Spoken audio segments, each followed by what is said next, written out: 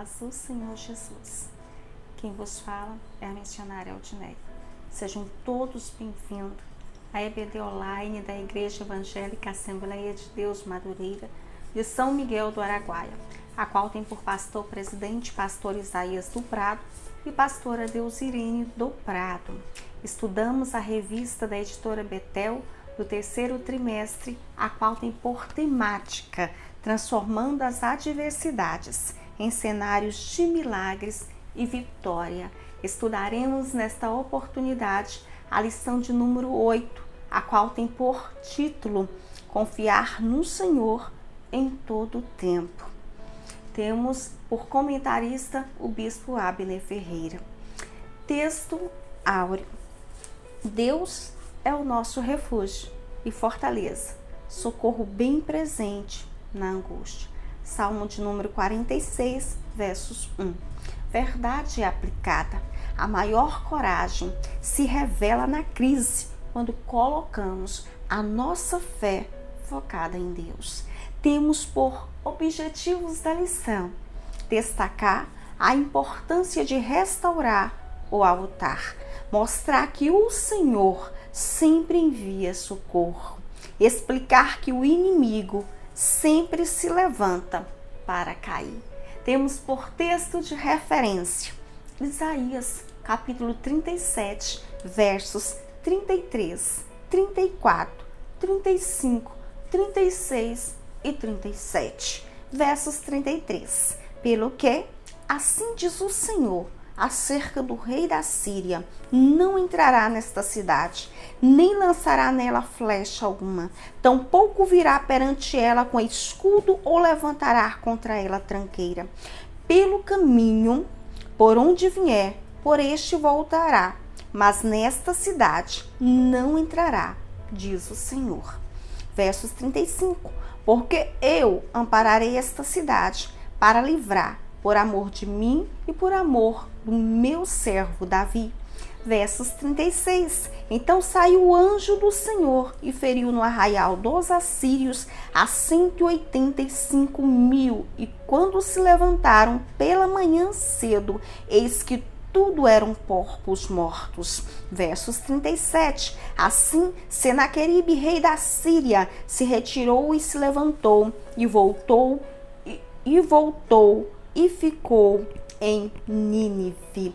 Temos por introdução Ezequias, um notável rei, que priorizou fazer o que era reto diante do Senhor, restaurou os serviços do templo restaurou o serviço do templo de acordo com a palavra de Deus e esforçou por levar o povo a se converter ao Senhor e confiou em Deus mesmo diante de perigos e ameaças. Na lição de número 7 nós estudamos a respeito do rei Josafá e na lição de número 8 nós estudaremos a respeito do rei Ezequias. Ezequias era filho de Acás, o 12º rei de Judá.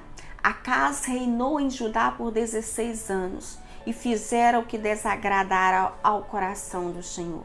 Na lição de número 6 nós vimos que o reino de Israel foi dividido em dois reinos, reino norte e reino sul. Reino norte recebera o nome de Israel e o reino sul, constituído pelas duas tribos que é Benjamim e Judá, ficou determinado sendo chamado de reino de Judá. No reino norte, todos os reis foram maus diante dos olhos do Senhor.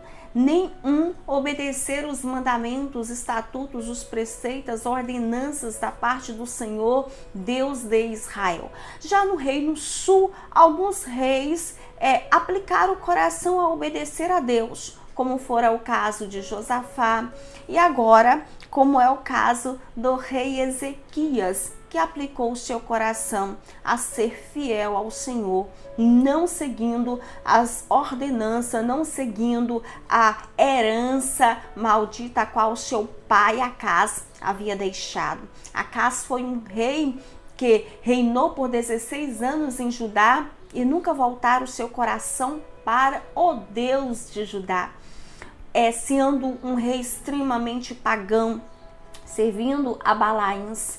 apresentando seus filhos em sacrifício a deuses, fechando o templo do Senhor, entoando várias sujeiras dentro do templo de Deus e decretando o fechamento total do templo e o fim da adoração a Deus no templo nas terras de Judá.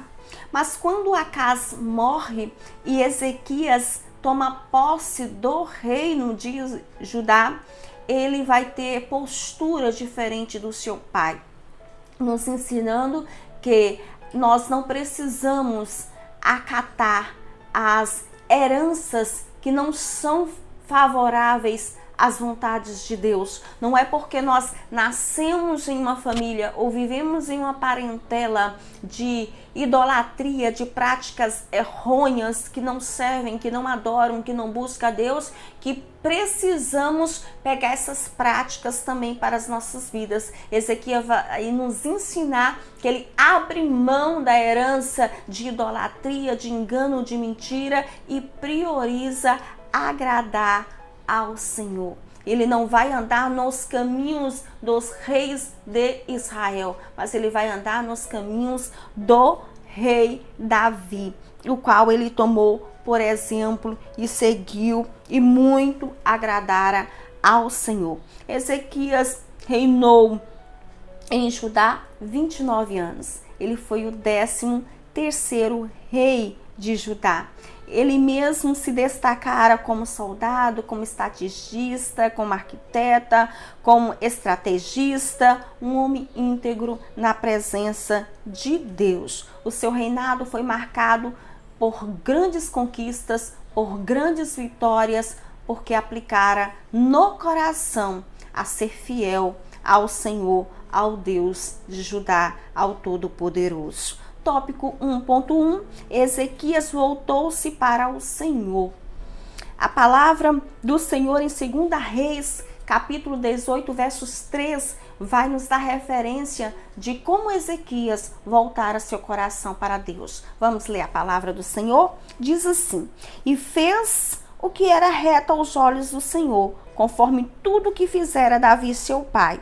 Este retirou os altos e quebrou a estátua, e deitou abaixo os bosques, e fez em pedaços a serpente de metal que Moisés fizera. Portanto, até aquele dia, os filhos de Israel lhe queimavam incenso e lhe chamava de Neustã. Olha o que Ezequias vai fazer. Ele vai fazer o que era reto aos olhos do Senhor, conforme fez Davi. O que ele vai fazer? Priorizar a Deus, priorizar agradar ao Senhor. Foi Ezequias que aplicou no coração a ser fiel ao Senhor, assim como Daniel, como Sadraque, Mesaque e Abidnego, quando chegaram no reino da Babilônia, levado cativo por Nabucodonosor. Quando eles chegaram no reino da Babilônia, eles aplicaram no seu coração a serem fiéis a Deus. Com Ezequias não foi diferente. Ele aplicou no seu coração a ser fiel ao Senhor. E Ezequias não vai fazer essa aliança de fidelidade com Deus não só por meio de palavras, mas também por meio de ações. Jesus nos ensina a respeito desse princípio. Ele diz que nós temos que crer no coração, mas confessarmos com os nossos lábios, confessarmos com a nossa boca. Que se nós o confessarmos diante dos homens, ele também confessará-nos diante dos anjos, diante do Pai. Então é necessário não só crer no coração, mas confessar com os lábios. E Ezequias vai ter essa ação de priorizar a vontade de Deus. A palavra vai nos dizer que no primeiro dia do primeiro mês do primeiro ano que Ezequias reina sobre o reino de Judá, ele vai se levantar com o propósito de limpar, restaurar, purificar o templo do Senhor, que há 16 anos no reinado do seu pai a casa estava fechada, estava entulhada. Agora Ezequias levanta com o propósito de restaurar o templo de Deus. E ele vai fazer isso pautado em princípios, pautado em critérios. Ele era rei? Sim, ele era rei, mas ele compreendeu que ele não poderia limpar o templo sozinho, que para haver organização do templo precisava de sacerdotes, de levitas, homens que foram instituídos por Deus para estar na sua presença, o servindo, o adorando no seu templo. Então, pela madrugada, Ezequias levanta junto com os levitas e sacerdotes e vão para o templo de Deus para ornamentar, para limpar a casa do Senhor. Tópico 1.1 diz que Ezequias assume o trono e decide não seguir o legado deixado de idolatria, mas de fazer o que realmente agradava ao Senhor. Amém? Tópico 1.2 vai nos dizer que era preciso reparar o templo para haver uma adoração verdadeira. Ezequias pautou-se em critérios e um desses critérios foi, como nós estamos discorrendo na lição, reparar o templo do Senhor, que por décadas estava fechado, que por décadas não estava em utilização na adoração ao Deus verdadeiro. Ele no ano primeiro, como nós já dissera, no primeiro mês do primeiro ano, ele se levantara e reparou a casa do Senhor. Aqui nós aprendemos com Ezequias que ele teve pressa em fazer o que agradava ao coração de Deus. Ezequias teve pressa em reparar o templo de Deus. Teve pressa em adorar o Senhor na sua casa. E não só adorar a Deus, como levar todo o reino de Judá ao ensinamento, a uma adoração perfeita ao Deus Todo-Poderoso. Aleluia! Ezequias está nos ensinando que ele não reteve a presença de Deus, a glória de Deus somente para si, mas ele vai compartilhar com toda a nação de Judá uma adoração verdadeira, ensinar o povo a voltar a adorar a Deus, a destruir os altares, a destruir os balaíns, a deixar seus baals para trás, a deixar seus ídolos para trás e voltar-se com inteireza de coração para o Senhor. Ele teve pressa em consertar-se diante de Deus. Precisamos ter pressa em endireitar as nossas veredas perante o Senhor nosso Deus, o Todo-Poderoso. Tópico 1.3, um conserto divino em meio à crise. É preciso, é necessário haver conserto, haver retidão de coração. Está pautada em 2 Crônicas, capítulo 29, versos 8 ao 9. Porque acaso andara nos caminhos errôneos dos deuses de Israel, dos deuses os quais os reis de Israel serviam. Já Ezequias, nós estamos falando que aplicar o seu coração, assim como Daniel, assim como Josafá, assim como Davi, adorar, servir ao único Deus, que é o Senhor, o Deus dos céus e da terra. Diante disso, Ezequias, além de reparar o templo, convocou os sacerdotes para fazerem um concerto com o Senhor, a fim de sanar a crise avassaladora da ira de Deus. Quando Ezequias assume o reino de Judá, um decreto da parte do Senhor já estava afirmado. A ira de Deus já havia acendido-se contra a nação de Israel. Israel já havia sido levado boa parte cativeiro pelo rei da Síria. E Judá estava na mira para ser também levado. Porque como os reis anteriores não estavam servindo ao Senhor, como fora o caso de Acás, levando uma adoração pagã ao império, ao reino de Judá, a desassolação, a ira por parte do Deus vivo já estava decretado, a sentença de desassolação, de cativeiro, de desgraça, já estava decretado sobre o reino de Judá. Mas a postura de Ezequias, as ações de Ezequias, de converter-se ao Senhor, de mudar o percurso, de voltar-se em adoração, em inteireza de coração para Deus, e não só ele, mas convocasse toda a nação de Judá a servir-se a Deus com sinceridade, essa postura revogou a sentença de desgraça, de desassolação que estava sobre Judá. Aqui nós aprendemos com Ezequias que quando voltamos o nosso coração com interesse para Deus, quando verdadeiramente nos arrependemos dos nossos maus caminhos, dos nossos pecados, das nossas práticas errôneas, quando verdadeiramente nos entregamos com interesse de coração para Cristo, para o propósito de Deus, qualquer que seja a sentença de desgraça que estava contra ou sobre as nossas vidas é revogada, cai por terra, porque Deus é um Deus perdoador, galardoador e misericordioso, capaz de mudar a história de todos quanto crê, confessam e verdadeiramente o aceita de todo o coração. Amém? No tópico 1, nós aprendemos que o diferencial do rei Ezequias foi se preocupar em renovar a aliança com Deus. E nós estamos aprendendo que não só ele, mas como toda a nação, a preocupação de Ezequias foi estar bem na presença de Deus, ter Deus de Judá, o Deus todo-poderoso como seu Senhor, como o Senhor daquela nação, voltar-se ter uma aliança, voltar-se ter uma adoração verdadeira e eficaz dentro da nação de Judá, voltada-se para o único e eterno Deus. Tópico 2, reavivamento em meio ao caos. Reavivamento está nos falando de algo que um dia acontecera e foi morto e agora está sendo reavivado novamente. O cenário que cercava o reino de Judá era de caos, era de crise política, era de crise econômica, era de crise social.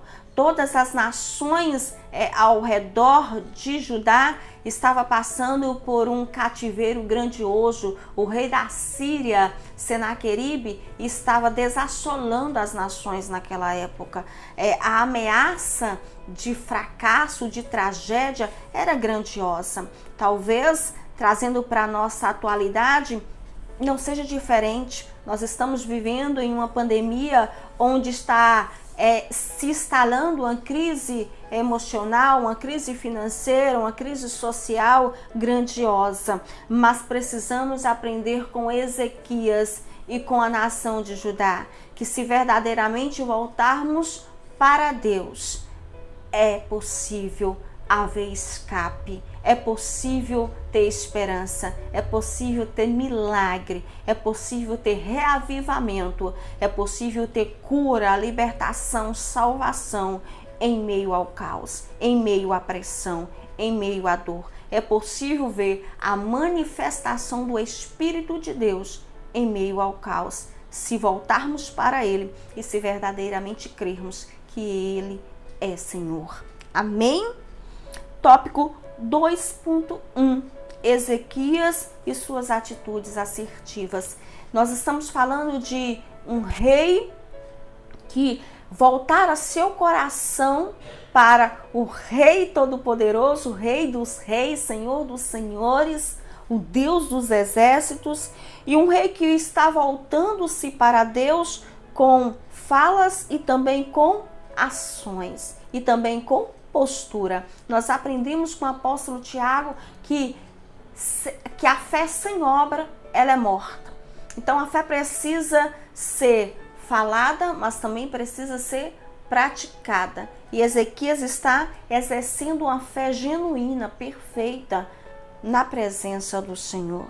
Diante de tal cenário, a Bíblia ressalta atitudes assertivas por parte de Ezequias. E quais foram essas atitudes assertivas? Uma, nós já até falamos que foi a reforma do templo, foi a primeira ação que Ezequias teve de endireitar sua aliança, consertar-se, fazer um concerto com Deus e restaurar o templo do Senhor que estava danificado com as práticas errôneas que o seu pai, acaso outrora, havia praticado. Ezequias vai purificar o templo, vai estabelecer culto no templo de Deus, vai estabelecer a Páscoa do Senhor, que já não existia mais. Mesmo passando dos dias, Ezequias disse: não, vamos fazer a Páscoa, vamos comemorar, vamos adorar o Senhor com a Páscoa. E quando ele teve essa postura, ele estava de uma forma simbólica restaurando a identidade de um povo que se perdeu por estar adorando a outros deuses. Ali o Senhor estava restituindo, restaurando a identidade do povo dele. Amém? Temos a referência de 2 Reis e também de Crônicas, o qual vai narrar essa história. 2 Reis 18, capítulo 2 Reis 18, versos 5 ao 6. Amém? Tópico 2.2, avivamento, uma questão urgente. Avivamento é um movimento espiritual, o qual muda o comportamento daqueles que estão neste movimento e que deixa ser impactado pelo Espírito de Deus. Geralmente, o avivamento ele provoca mudança, e mudança contínua na vida daqueles que permite que essa ação por parte do Espírito Santo de Deus aconteça. Amém? Deus havia chamado Israel para ser uma nação diferenciada, a fim que levasse luz para as nações e o nome do Senhor fosse glorificado. Temos por referência Isaías capítulo 42, verso 6. Então, qual era o propósito de Deus com a nação de Israel? Era que o seu nome fosse glorificado. Era fazer de Israel uma nação referencial, para que as demais nações olhassem e entendessem que o único Deus era o Deus daquela nação. Fizesse daquela nação, o propósito de Deus era fazer de Israel uma nação abençoada, próspera, grandiosa, cheia da presença do Senhor, cheia de vitórias. Mas a nação de Israel não vai tornar-se um referencial positivo, porque vai negar-se ao propósito de Deus. Não difere de mim e de você. A vontade do Senhor para as nossas vidas é nos fazer referencial, é nos fazer homens e mulheres cheios do Espírito Santo de Deus, o qual leva Cristo entronizado, enraizado, arraigado nos vossos corações e expressa Cristo por meio das palavras e também por meio das ações. Avivamento é uma questão urgente, em especial nos nossos dias. Ezequias entendeu que era necessário haver um avivamento no meio do povo do Senhor, que o povo de Deus, que estava morto nas práticas do pecado, precisava urgentemente ser reavivado, precisava urgentemente ser ressuscitado, precisava urgentemente ser cheio da presença de Deus. E como ser cheio da presença de Deus? Como ser vivificado? Como voltar-se para Deus? Existem padrões para que isso aconteça, existem critérios para que isso aconteça. Avivamento não é um milagre, avivamento são processos, parte de arrependimento, parte da confissão de pecado, passa por perdões, passa pelo propósito da oração, pelo propósito do jejum, pelo propósito do aquebrantamento. Avivamento passa por processo. Amém? E Ezequias entendeu esse processo e trouxe o povo de Deus a passar por esses processos para que fossem abençoados pela presença do Senhor, buscando a presença de Deus em arrependimento, em inteireza de coração, não porque queria Deus em um momento ou outro, mas porque queria ter Senhor como Deus, de forma contínua e prazerosa. Amém? Tópico 2.3, pilares para o avivamento.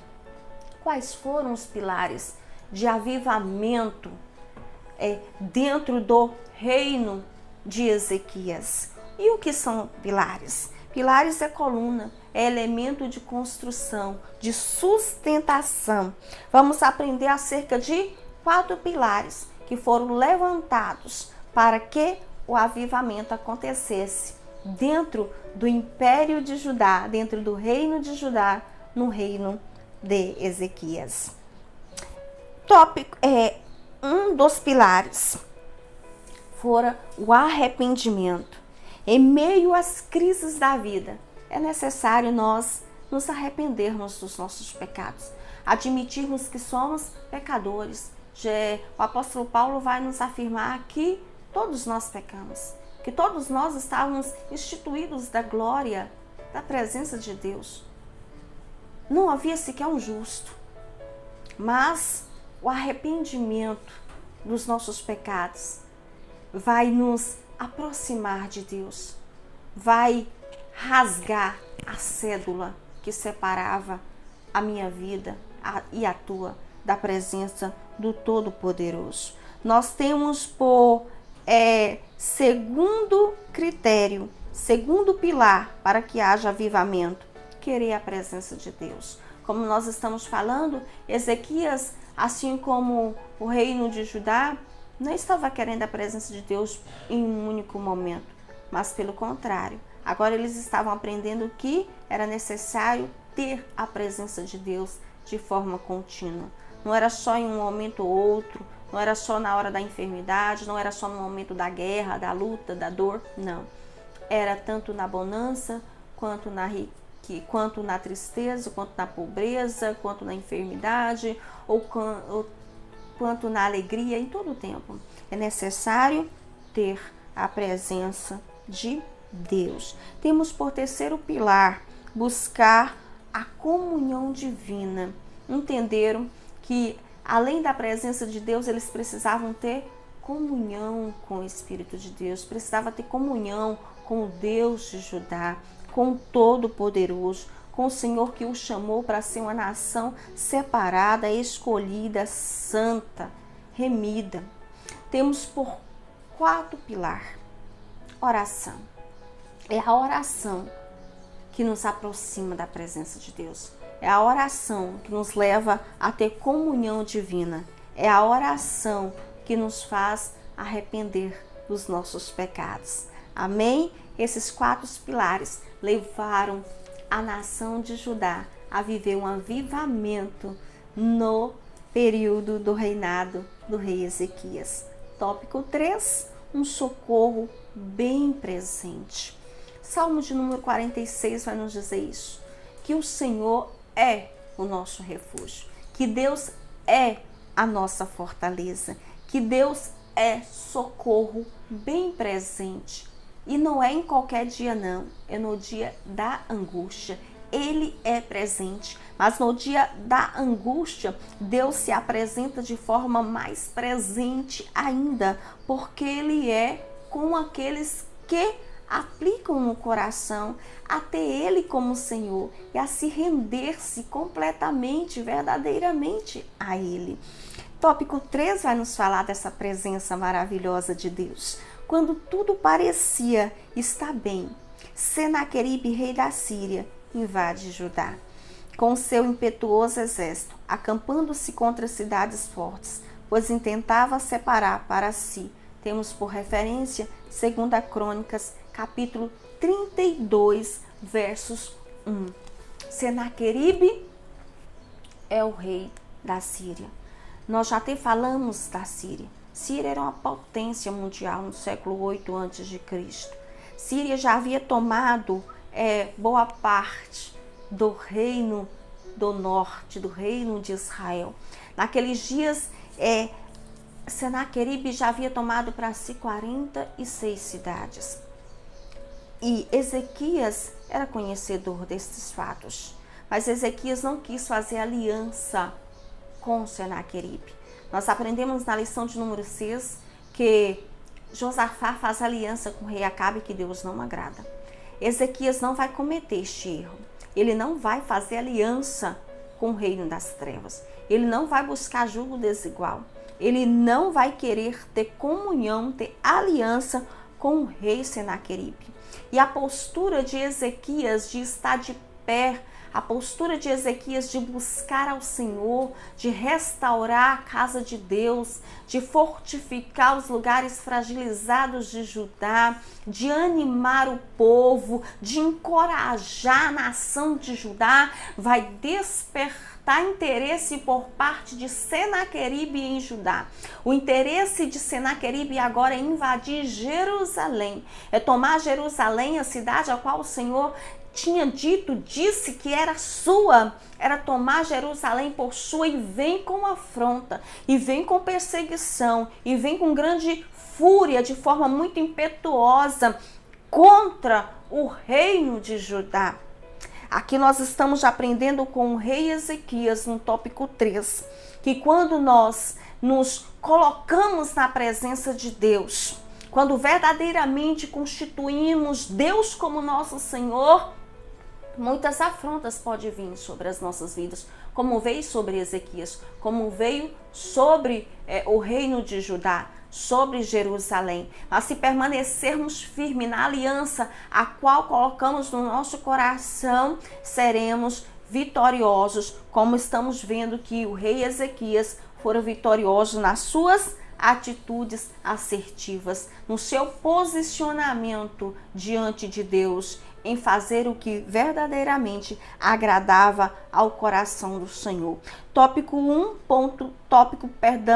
3.1, afrontas, uma arma diabólica. O que é afrontas? São palavras contrárias, são palavras persuasivas. Lembra de Golias, que afrontava o império, que afrontava o exército de Israel todos os dias, 2 vezes ao dia? Agora vem Senaqueribe com essa mesma estratégia, afrontando Ezequias, afrontando Judá, constituindo-se como o grande, o todo-poderoso.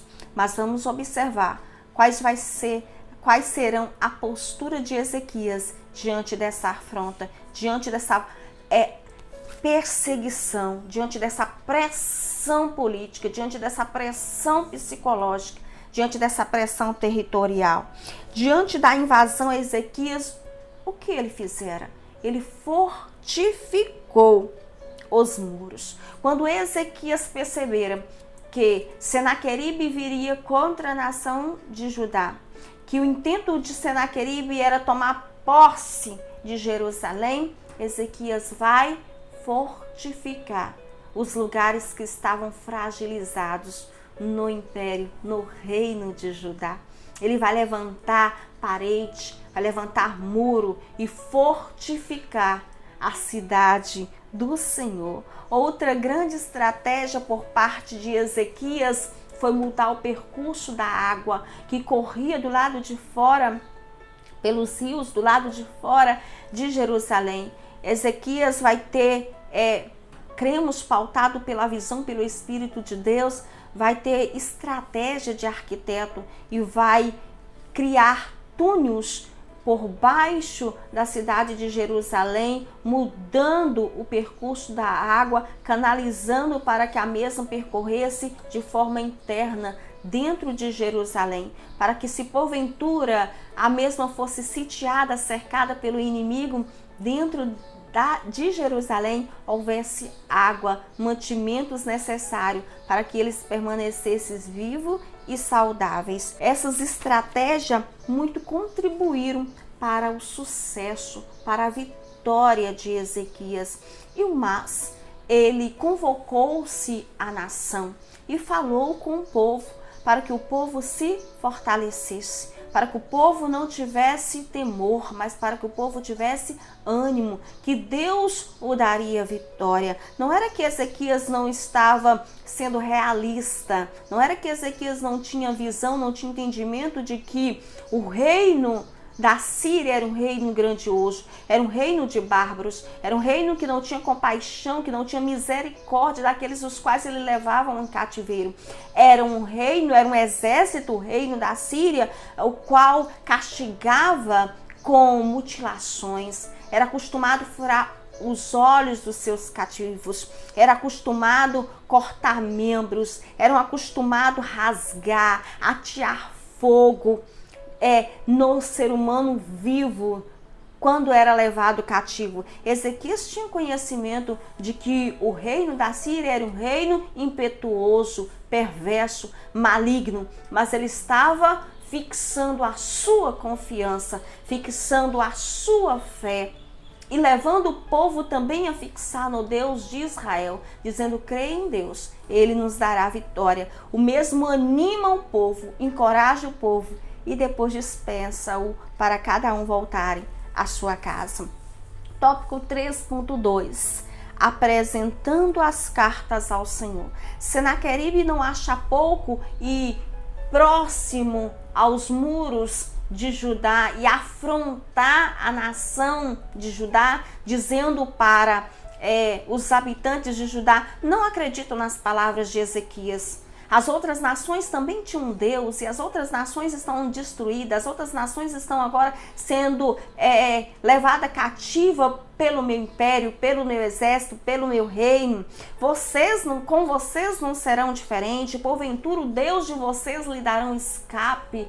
Ezequias havia encorajado ao povo e agora Senaqueribe está dizendo: não confia nas palavras de Ezequias, ele está mentindo. O Deus de vocês não poderão lhe dar escape, não poderão lhe dar livramento, não vai tirar vocês da minha mão.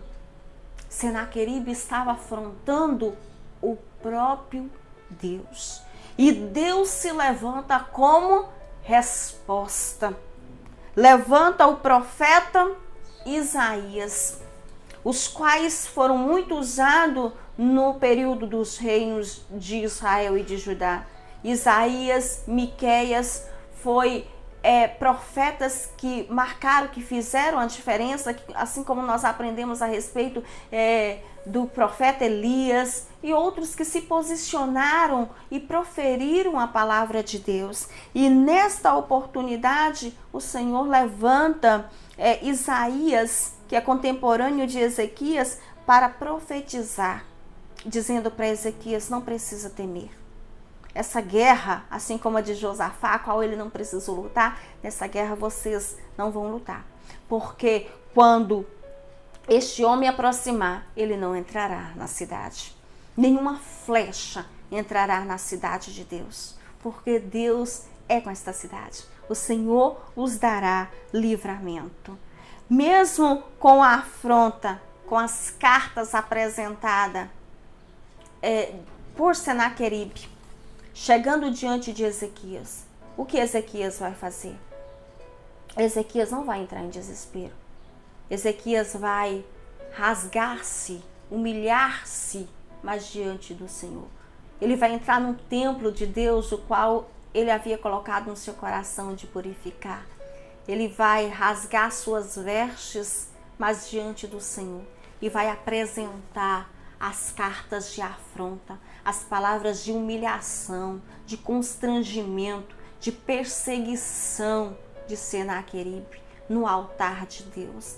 Nós estamos aprendendo com Ezequias que as afrontas, as nossas fragilidades, as nossas dificuldades, as ameaças do inimigo de nossa alma, nós precisamos pegar todas e apresentar diante de um Deus que pode nos dar escape, socorro, livramento. Não precisamos lutar com armas humanas, precisamos entrar na presença de Deus e deixar que o Senhor revogue a nossa causa, que o Senhor trabalhe ao nosso respeito, que Deus nos garante as estratégias e a vitória certa para que o seu nome seja glorificado.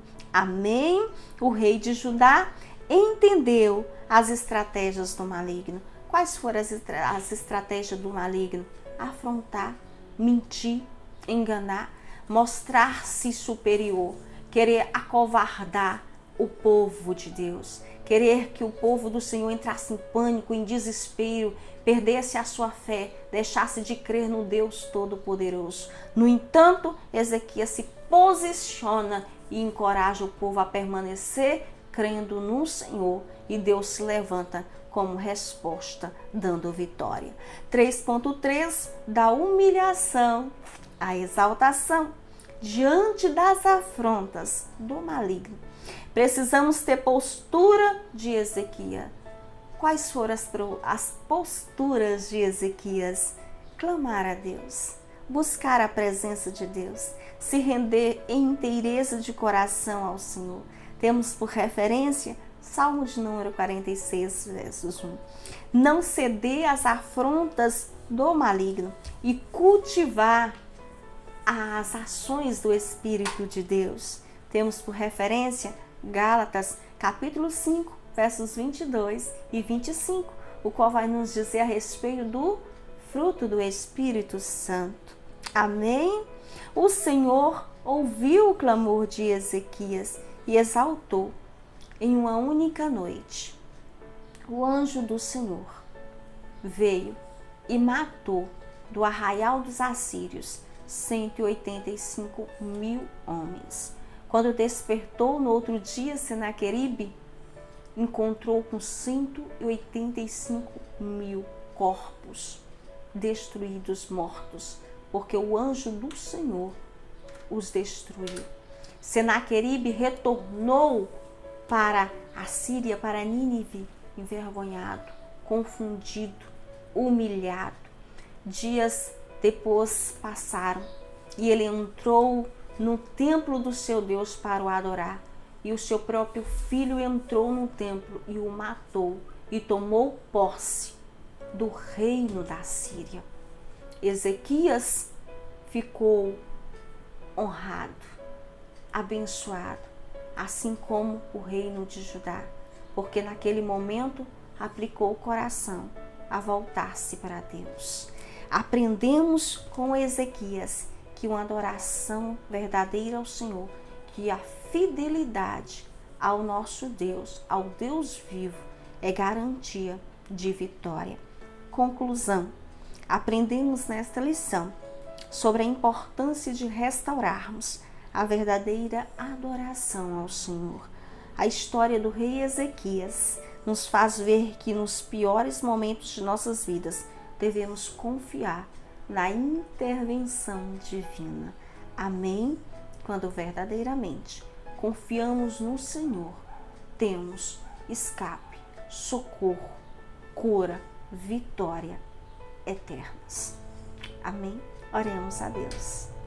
Senhor nosso Deus e Pai, te rendemos graça pela vitória da Tua palavra ministrada, pela vitória das Tuas revelações aos nossos corações, pelas estratégias as quais o Senhor tem nos dado.